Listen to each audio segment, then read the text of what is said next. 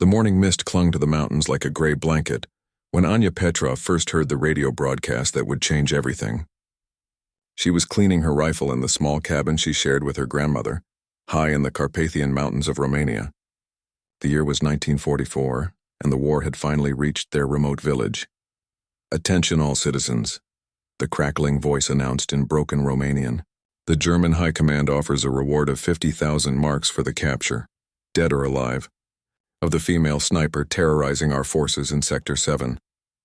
This woman has killed over 40 of our soldiers in the past 3 months." Anya's grandmother, Maria, looked up from her knitting with worried eyes. At 72, she had lived through 2 wars and recognized the dangerous tone in the announcement. Anya, however, smiled grimly as she continued polishing. The barrel of her father's old hunting rifle, the village of Brasov, had been peaceful until 6 months ago, when German forces established a supply line through their mountain pass. What started as occasional patrols soon became a permanent occupation. The soldiers took food, livestock, and worse. They took young women. Anya's younger sister Elena had been among the first to disappear. Anya had been hunting in these mountains since she was 8 years old. Her father, a former military sniper himself, had taught her to shoot before he died defending their country in the early days of the war. What the Germans didn't know was that their terrorist was a 23-year-old woman who could hit a moving target at 800 meters. The transformation had begun slowly. First, she targeted supply convoys, picking off drivers and guards from impossible distances. The Germans would find their trucks abandoned, drivers dead with single bullet wounds to the head.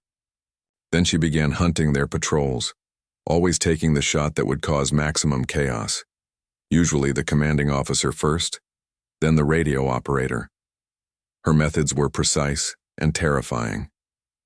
She would study German patrol patterns for weeks, memorizing their routes, timing, and habits. She knew which soldiers were cruel to the villagers and which ones showed mercy. The cruel ones died first, always. She moved like a ghost through terrain she had known since childhood, using caves and hidden paths that no map could show. The 50,000 mark bounty was more money than most Romanian families saw in 10 years. It was enough to make neighbors suspicious of neighbors, enough to turn friends into enemies. But the announcement also revealed something crucial. The Germans were desperate. 40 confirmed kills was just what they knew about. The actual number was much higher. As the radio broadcast ended, Anya stood and walked to the window overlooking the valley. Through her father's old binoculars, she could see the German command post established in the mayor's house below. 3 flags flew outside, marking it as a headquarters for 3 different German generals who had arrived to coordinate the hunt for her. General Wilhelm Koch commanded the mountain division responsible for securing the supply routes. General Hans Richter led the SS units terrorizing local villages. General Otto Brenner controlled the intelligence operations trying to identify and capture resistance fighters. All 3 men had put prices on the heads of her people. All 3 had ordered the execution of innocent villagers in retaliation for her attacks. Maria joined her granddaughter at the window. "They're scared of you, child," she said softly. 50,000 marks. They wouldn't offer such money unless you had them truly frightened. Anya nodded, her jaw set with determination. "They think money will turn our people against me. They don't understand that every family here has lost someone to their brutality." That evening, as darkness fell over the mountains, Anya prepared for what would be her most dangerous mission yet. She had been reactive until now, responding to German movements and protecting her people when she could. But the bounty announcement changed everything. It was time to take the fight directly to the enemy leadership. She packed her supplies methodically, her rifle, 50 rounds of ammunition, dried food for 3 days, rope, a knife, and her father's compass. She also took something else, a small notebook where she had recorded detailed observations about the 3 generals' routines. Over the past weeks, General Koch took his morning coffee on the balcony of the mayor's house every day at exactly 7 o'clock. General Richter inspected the town square each afternoon at 2, always accompanied by the same 4 bodyguards. General Brenner worked late into the night, visible through the lit windows of his makeshift office. As Anya kissed her grandmother goodbye, the old woman pressed something into her hands, a small silver cross that had belonged to Anya's mother. "Come back to me, child," Maria whispered. but make them pay for what they've done to our people. Anya slipped out into the cold mountain night, moving silently through the forest paths she knew better than her own heartbeat. The hunt for the hunters was about to begin, and she intended to collect a very different kind of bounty than what the Germans had offered. The moon was dark, providing perfect cover for her approach to the village. In her mind, she could already see how the next few days would unfold. The generals thought they were safe in their command post, protected by guards and walls. They had no idea that death was already moving through the shadows toward them, carried by a young woman who had nothing left to lose and everything to fight for. The German command post buzzed with activity as dawn approached. Inside the mayor's commandeered house, General Wilhelm Koch stood before a large map of the mountain region, red pins marking every location where their mysterious sniper had struck. His weathered face showed the strain of 3 months spent chasing shadows through terrain that seemed to swallow his men whole. "Mein General," his aide reported nervously, "we've increased patrols along all major routes, but the attacks continue. Yesterday, she killed 2 more soldiers near the eastern pass." Koch slammed his fist on the table, causing coffee cups to rattle. At 54, he had fought in North Africa and Russia, but this single enemy was proving more elusive than entire divisions he had faced before. One woman is making fools of the entire Wehrmacht Mountain Division." Down the hall, General Hans Richter reviewed interrogation reports from captured villagers. The SS leader was younger, colder, with pale blue eyes that seemed to freeze whoever they looked upon. His methods were brutal but had yielded no useful information. Every villager claimed ignorance about the sniper's identity, even under torture. "Sir," his lieutenant entered quietly, "the villagers we questioned yesterday, they knew nothing, even when we threatened their families." Richter's expression didn't change. "Then we haven't been persuasive enough. Today we execute 10 villagers publicly. Make sure everyone watches. Someone will talk." In the third office, General Otto Brenner studied intelligence files by lamplight. The intelligence chief was the most analytical of the 3, and his approach was methodical. He had compiled profiles of every woman in the region between the ages of 18 and 40, cross-referencing them with hunting licenses, military families, and suspicious activities. "The pattern is clear," he muttered to himself, making notes. "She knows these mountains intimately. She has military training. She's emotionally invested in this area, and she's escalating." What none of the 3 generals realized was that their target was already closer than they imagined. Anya had spent the night positioning herself in the bell tower of the old church, just 200 meters from the command post. The church had been abandoned since the Germans arrived. Its priest fled to safety. She had climbed through a window the Germans didn't know existed, accessing the tower through passages built centuries ago to hide valuables during invasions.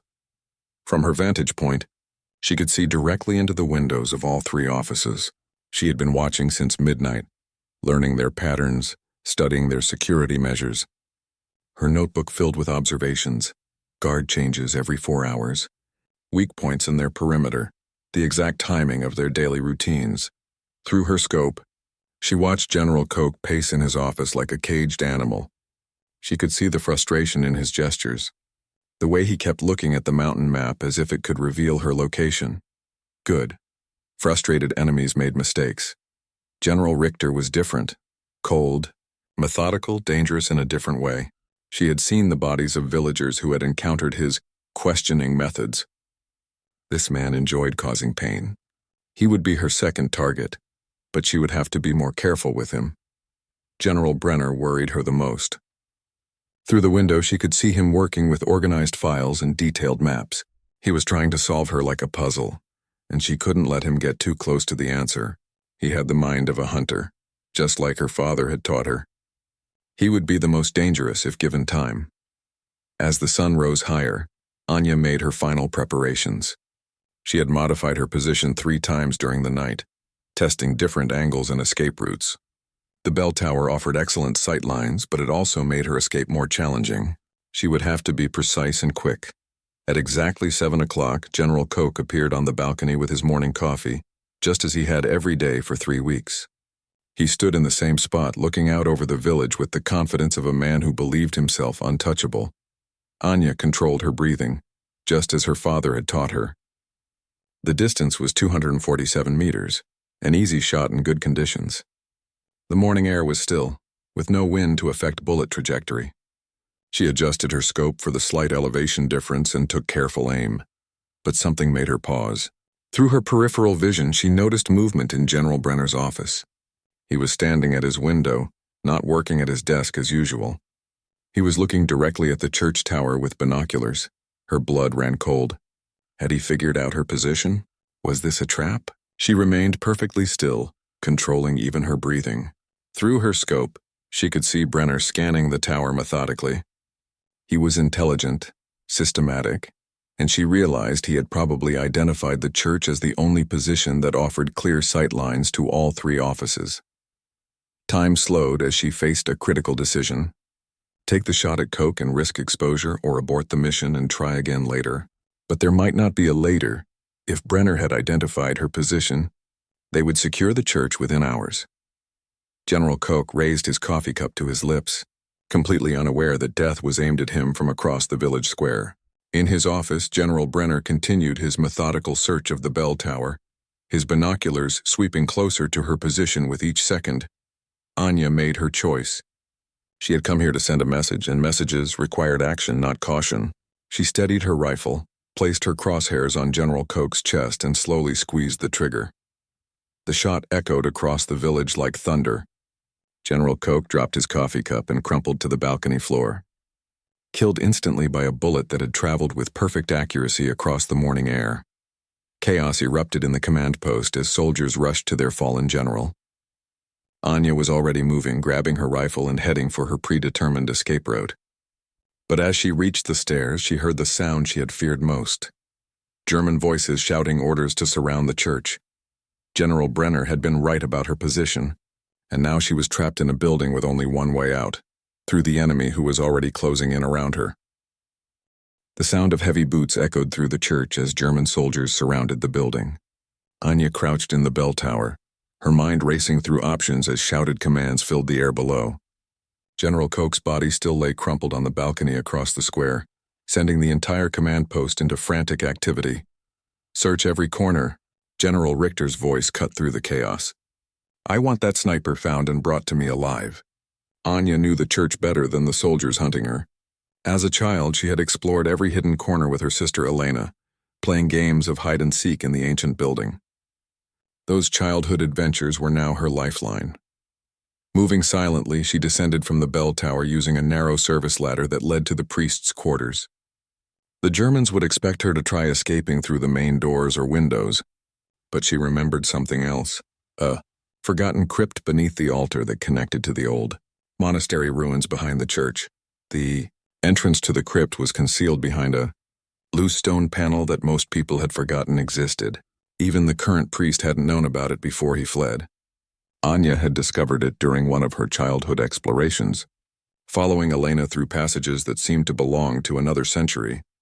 As German voices grew closer, she carefully moved the stone panel and slipped into the darkness below.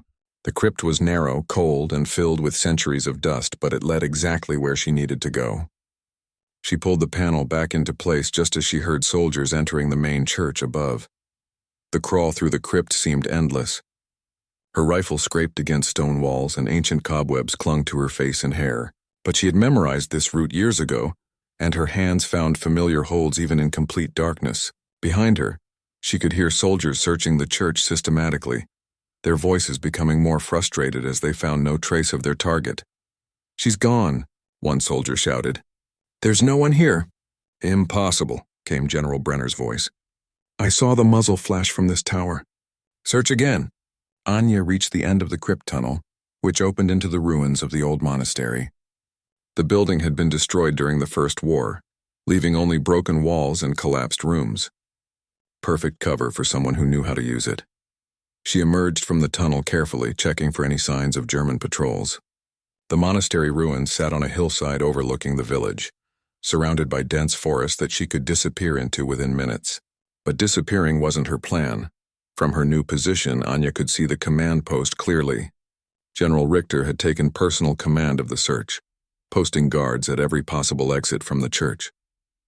He was methodical, paranoid, and absolutely convinced that she was still trapped inside the building. Through her rifle scope, she watched him coordinating with his officers, his pale eyes cold with fury. This was the man who had ordered the torture of innocent villagers, who had threatened to execute 10 people in retaliation for Coke's death. She had planned to make him her second target anyway, but the situation had changed. With Coke dead, the Germans would be on maximum alert. Security around the remaining generals would be tripled, making future attacks much more difficult. She needed to act while they were still focused on searching the church. Anya studied the scene below through her scope. General Richter stood in the village square, protected by 6 bodyguards in a tight formation. He was approximately 300 meters away, a challenging shot but manageable. The real problem was the angle and the moving targets around him. She would have to wait for the right moment when Richter separated from his guards, or when she had a clear line of sight.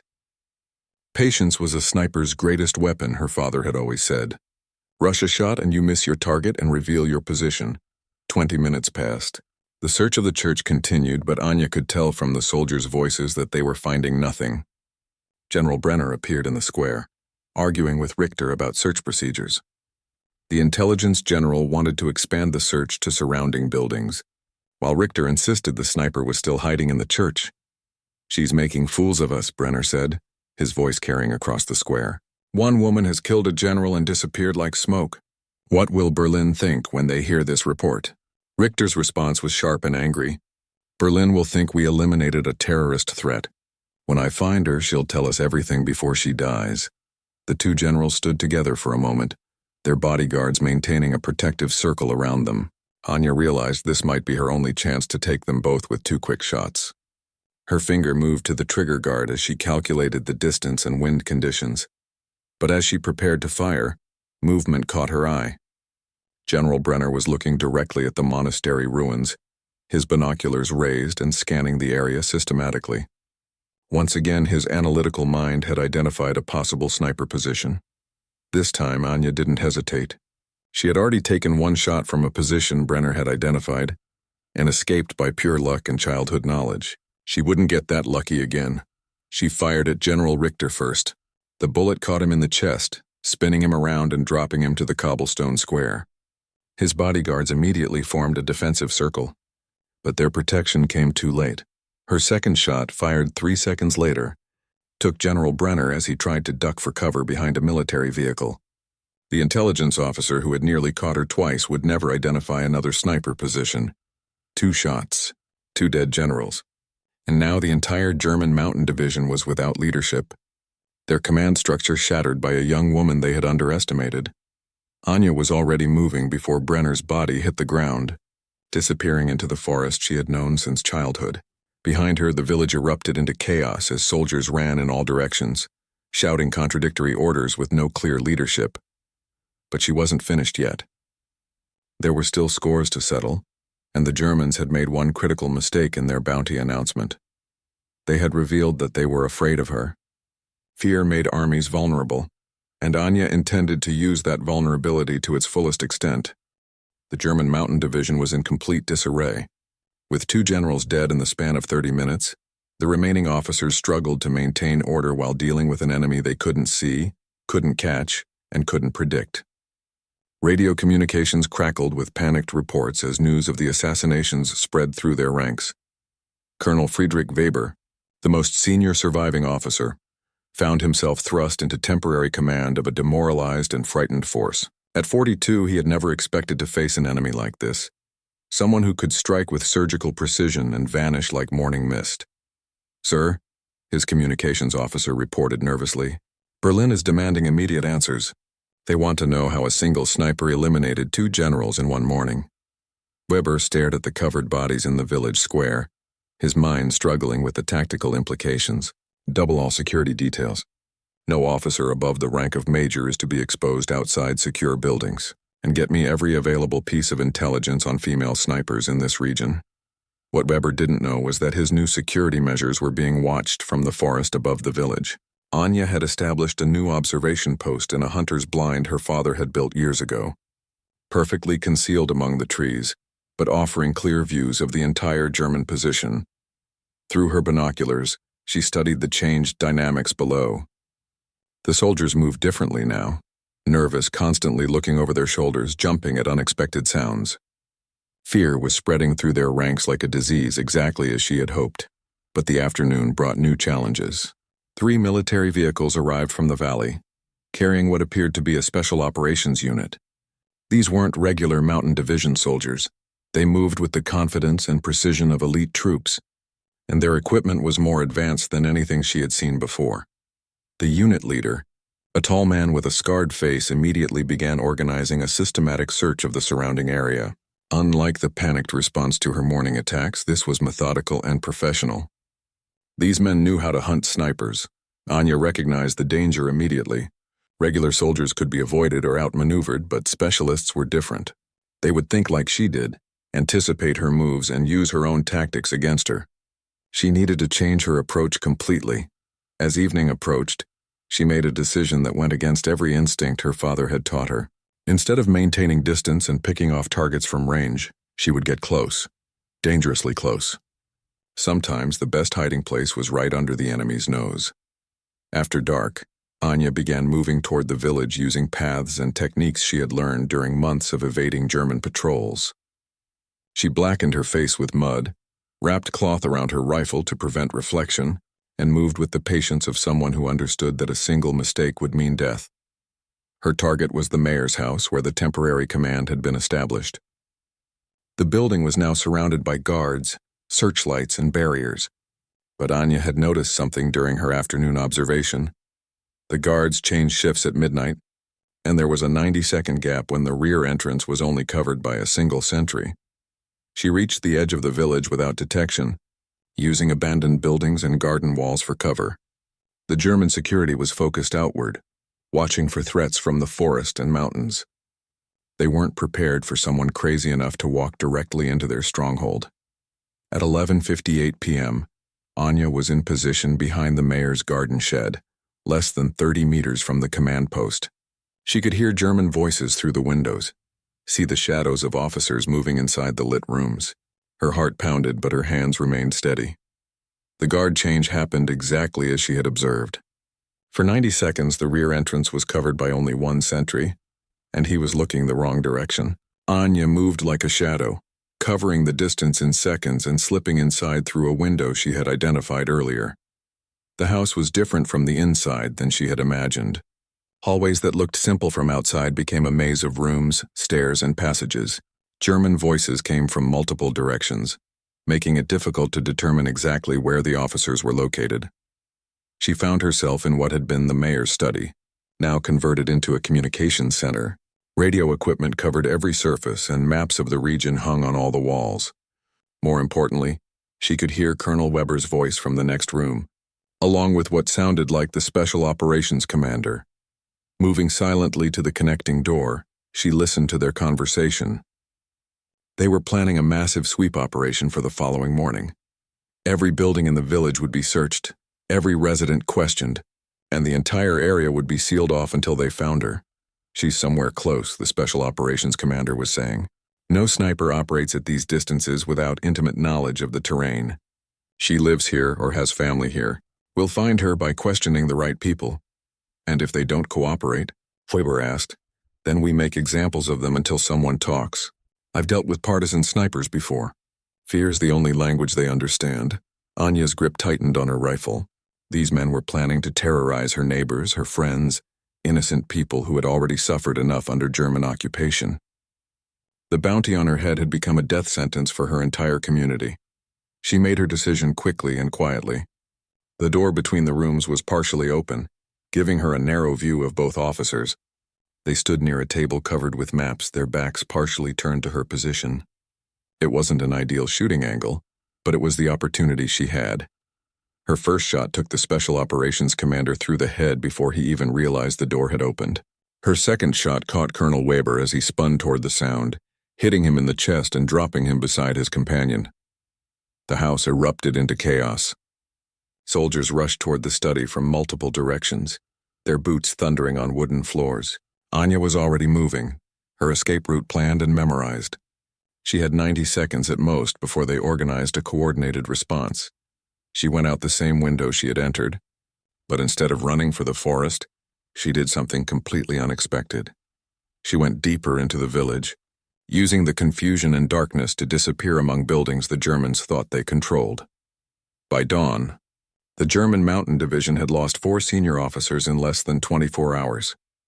The remaining lieutenants and captains struggled to maintain order among troops who were beginning to wonder if this mountain posting was actually a death sentence. But Anya wasn't finished. The bounty announcement had started this escalation, and she intended to finish it in a way that would send a message to every German unit in the region. Sometimes the hunter had to become the hunted to achieve the perfect kill. Dawn broke over a village paralyzed by fear. The German Mountain Division, once a proud and disciplined force, had been reduced to a collection of nervous soldiers who saw threats in every shadow. 4 senior officers dead in 24 hours had shattered their confidence and left them leaderless in hostile territory. Lieutenant Hans Müller, barely 25 and the most senior surviving officer, found himself in command of nearly 200 men who looked to him for answers he didn't have. His hands shook as he studied the reports on his desk, reports that painted a picture of an enemy who seemed to strike from nowhere and vanish like smoke. "Sir," his sergeant reported, voice tight with anxiety, "the men are requesting permission to abandon the village. They say it's haunted, that no normal person could kill 4 officers without being seen even once." Muller understood their fear because he felt it too. This wasn't warfare as they had been trained to understand it. This was something else entirely. Personal, precise, and absolutely terrifying in its effectiveness. Unknown to Muller and his frightened soldiers, their nemesis was closer than they imagined. Anya had spent the night in the basement of the bakery, just 2 buildings away from their temporary command post. The baker, an old friend of her grandmother's, had risked his life to hide her after recognizing her during her escape. "Child," the baker had whispered as she slipped through his back door, "the whole village knows what you're doing. They're terrified the Germans will take revenge on all of us." Anya had seen the fear in his eyes, but also something else. Pride. Her people were scared, but they weren't broken. The Germans had made the mistake of turning their occupation into a personal war, and now they were paying the price. From the basement window, she could observe the German positions without being detected. Their security measures had become almost comical in their paranoia. Guards watched guards who watched other guards, creating a system so complex that it was actually less effective than simpler arrangements. But Anya faced a critical problem. Her ammunition was running low, and her escape routes were becoming compromised as the Germans expanded their search patterns.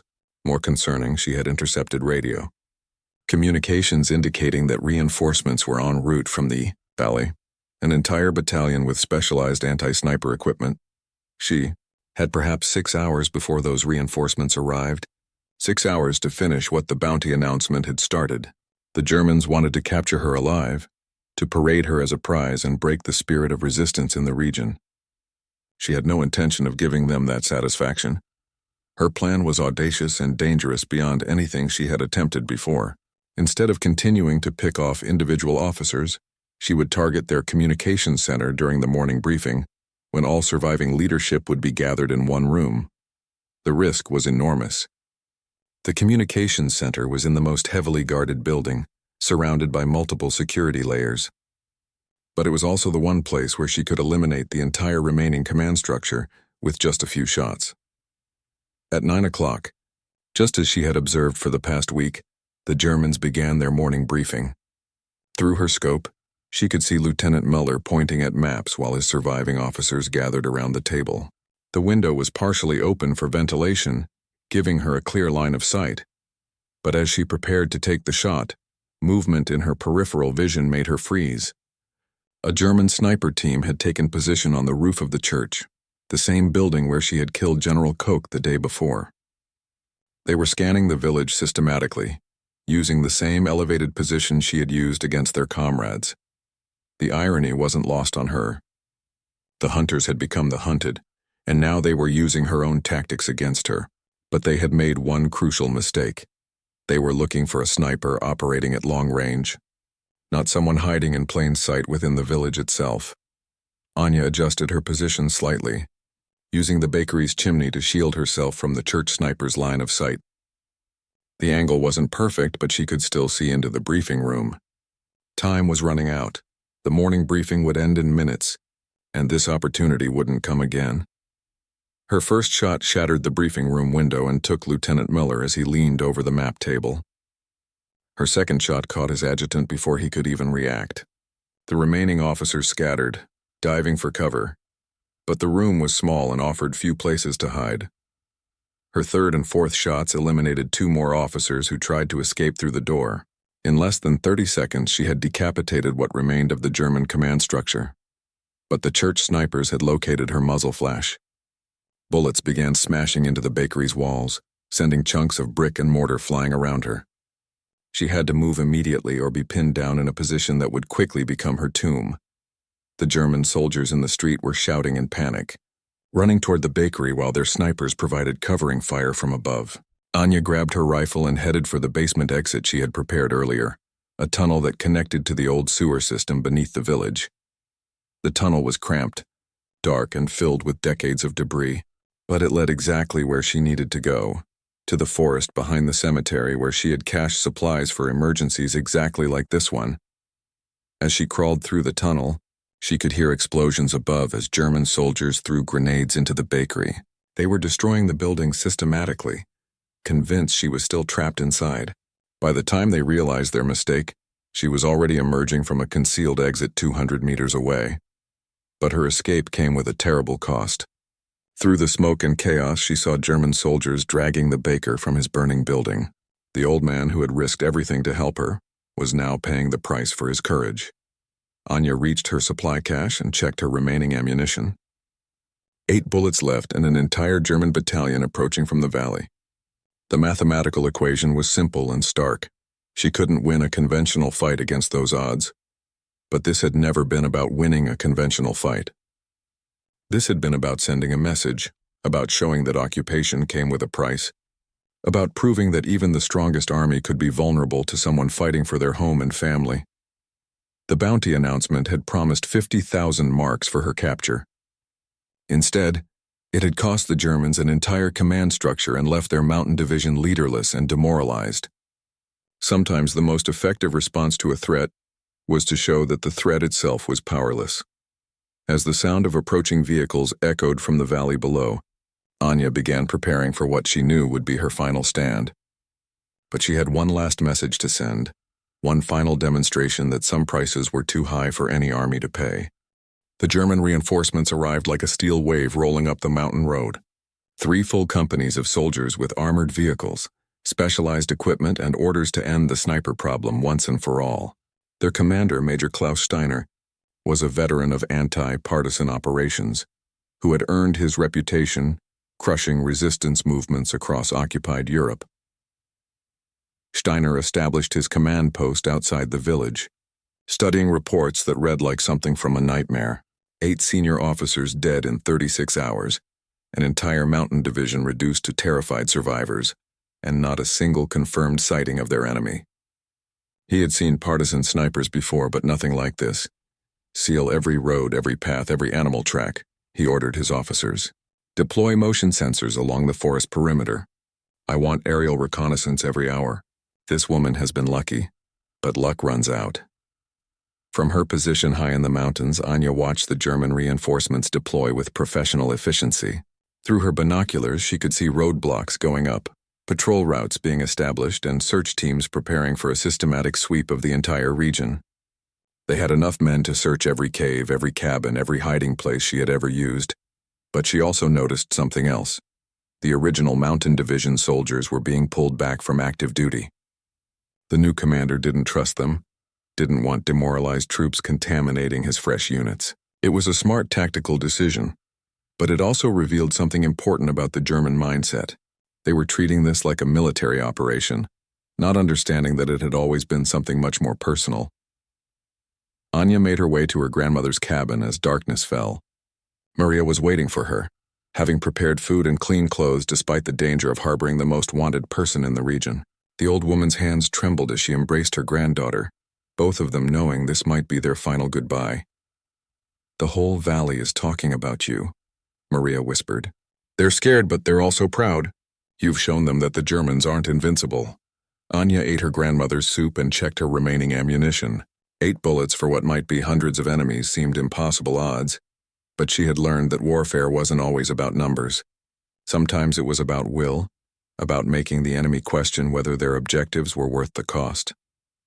"Grandmother," she said quietly, "I need you to do something for me. When the sun rises, I want you to walk to the German checkpoint and tell them you know where I am." Maria's eyes widened in shock. "Child, what are you saying?" "Tell them I'm hiding in the old mine shaft on Eagle's Peak. Tell them I'm wounded and running out of ammunition. Make them believe you're betraying me for the bounty money." The old woman understood immediately. Eagle's Peak was a treacherous climb with only one approach route, a narrow path that could easily become a killing ground for anyone trying to assault it. But it was also a dead end. Once trapped there, there would be no escape.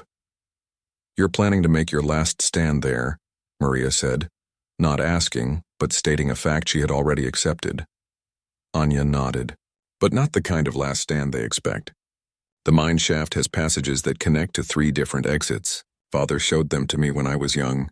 The Germans will send their best men up that mountain thinking they have me cornered."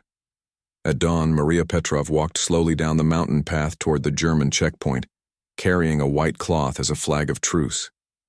Her weathered hand shook not from fear of the Germans, but from the knowledge of what her granddaughter was planning. The German soldiers were suspicious at first, but Major Steiner recognized immediately that this elderly woman could be the breakthrough he needed. Her story was convincing. She was tired of living in fear, tired of having her granddaughter bring death to their village, tired of watching innocent people suffer for one person's war. "She's in the old mine on Eagle's Peak," Maria told them, tears streaming down her face that weren't entirely false. "She's been wounded in the leg and she's almost out of bullets. She made me promise not to tell, but I can't watch any more people die." Steiner studied the mountain through his binoculars. Eagle's Peak rose nearly 1,000 meters above the village, its slopes covered in loose rock and treacherous terrain. The mine shaft was clearly visible, a dark opening in the cliff face accessible only by a narrow path that zigzagged up the mountainside. "It's perfect," he told his officers. "She's trapped herself in a position with no escape routes. We'll assault from 3 directions and finish this today." What Steiner didn't know was that Anya had spent the night preparing Eagle's Peak like a fortress. She had positioned rocks to create natural shooting rests, identified every piece of cover along the approach routes, and prepared charges to trigger rock slides at strategic points. Most importantly, she had tested all 3 escape routes from the mine to ensure she could disappear when the time was right. By mid-morning, 200 German soldiers were climbing toward Eagle's Peak. They moved in coordinated teams, using proper assault tactics and maintaining radio communication. These weren't the frightened mountain division soldiers she had been fighting. These were professionals who knew their business. Anya watched them approach from her position inside the mine entrance. Through her scope, she could see the lead assault team working their way up the main path, while flanking units attempted to climb the more difficult routes on either side. They were being cautious, professional, and thorough. She waited until the lead team was halfway up the mountain before taking her first shot. The bullet caught the point man and sent him tumbling down the rocky slope, causing the entire formation to dive for cover. Her second shot eliminated the team leader who tried to organize a response.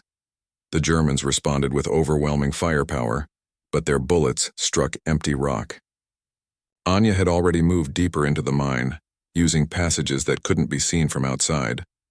She emerged from a different opening 50 meters away and took 2 more shots before disappearing again. For 3 hours, the battle raged across the mountainside.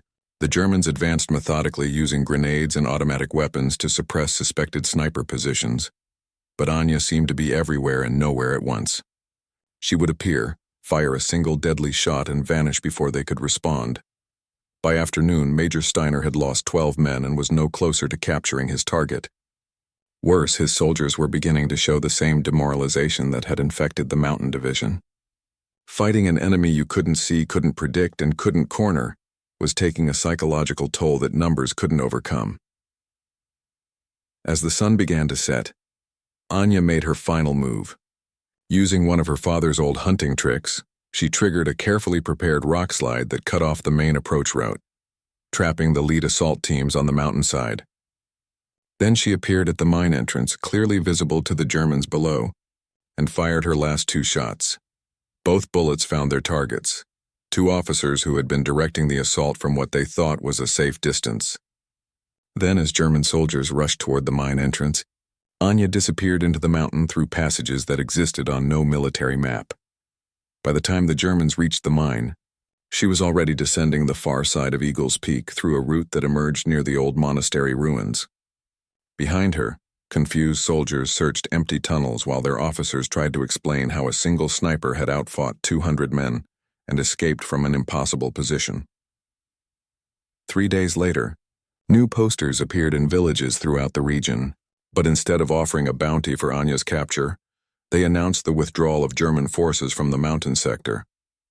The cost of maintaining control had become too high, the psychological impact on their troops too severe. The female sniper had won something more valuable than any battle. She had proven that some fights were worth taking regardless of the odds, and that sometimes the greatest victory came from making the enemy question whether their objectives were worth the price they had to pay. Maria Petrov never saw her granddaughter again, but stories of the mountain sniper spread throughout the resistance movement, inspiring others to take up arms against the occupation. The bounty that was meant to end her reign of terror had instead transformed her into a legend that would outlive the war itself.